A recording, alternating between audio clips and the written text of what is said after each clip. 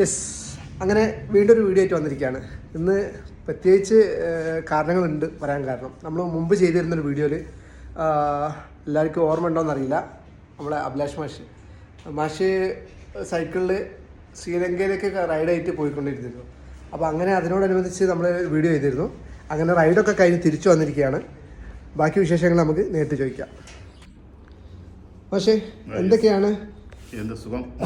എപ്പോൾ എത്തിയ ശ്രീലങ്കയൊക്കെ പോയിട്ട്? ശ്രീലങ്കയിൽ മാർച്ച് 20 പുറപ്പെട്ടത്. ഓക്കെ. ഏപ്രിൽ 15 തിരിച്ചെത്തി എന്ന് പറഞ്ഞാൽ നാഗപട്ടണം. ഒരു ഏപ്രിൽ 18-19 നാട്ടിൽ തിരിച്ചെത്തി. എങ്ങനെയുണ്ടായിരുന്നു അനുഭവങ്ങൾ? ഗംഭീരം എന്ന് പറഞ്ഞു കഴിഞ്ഞാൽ മോശപ്പെട്ട രീതിയിൽ ഒന്നും ഉണ്ടായിട്ടില്ല. എല്ലാം നല്ല നല്ല അനുഭവങ്ങളാണ് ശ്രീലങ്കയിൽ ഉണ്ടായത്. ഓക്കെ. അപ്പം യാത്രയുടെ ഒരുപാട് കാര്യങ്ങൾ ചോദിക്കണമെന്നുണ്ട്. അപ്പം എങ്ങനെയാണ് നമ്മൾ അങ്ങോട്ട് യാത്ര പോയിരുന്നത്, അതിൻ്റെ ഒരു ഡീറ്റെയിൽ കാര്യങ്ങളൊന്ന് പറഞ്ഞുതരാമോ? ഇപ്പം നിലവിലെന്ന് പറഞ്ഞു കഴിഞ്ഞാൽ ശ്രീലങ്ക ഒരു ദ്വീപ് രാജ്യമാണ്, ഒരു ഐലൻഡാണ്. അപ്പോൾ പോകണമെങ്കിൽ ഒന്നുകിൽ ബൈ എയർ അല്ലെങ്കിൽ ബോട്ട്. അപ്പോൾ സൈക്കിൾ കൊണ്ടുപോകുന്നതിനെ കൊണ്ട് ഞാൻ ബോട്ടിലാണ് പോയത്.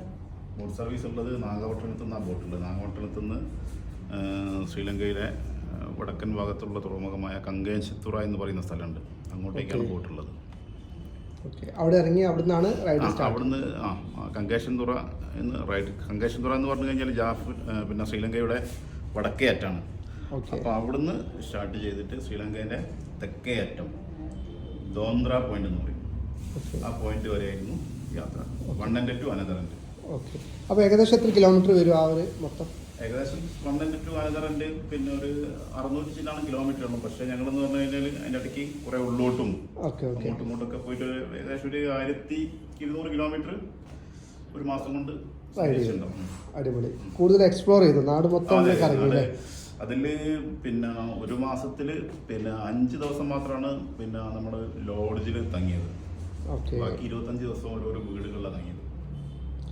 എങ്ങനെയാണ് അവിടുത്തെ ക്ലൈമറ്റ് കാര്യങ്ങളോ? കണ്ടാൽ തന്നെ അറിയാം കുറെ മാറ്റങ്ങൾ വന്നിട്ടുണ്ട്.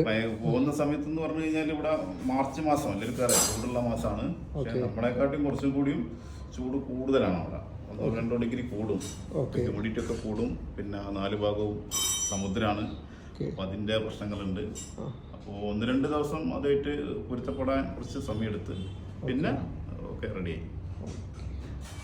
അപ്പം നമ്മുടെ ഇനി അങ്ങോട്ട് യാത്ര ചെയ്യാൻ ഉദ്ദേശിക്കുന്ന ആളുകളോട് എന്തെങ്കിലും സജഷൻ കൊടുക്കാനുണ്ടോ? യാത്ര ചെയ്യാൻ ഉദ്ദേശിക്കുന്ന ആളുകളോട് പറയാനുള്ളതെന്ന് പറഞ്ഞു കഴിഞ്ഞാൽ യാത്ര എന്ന് പറഞ്ഞിട്ട് ഇങ്ങനെ പ്ലാൻ ചെയ്തിരുന്നിട്ട്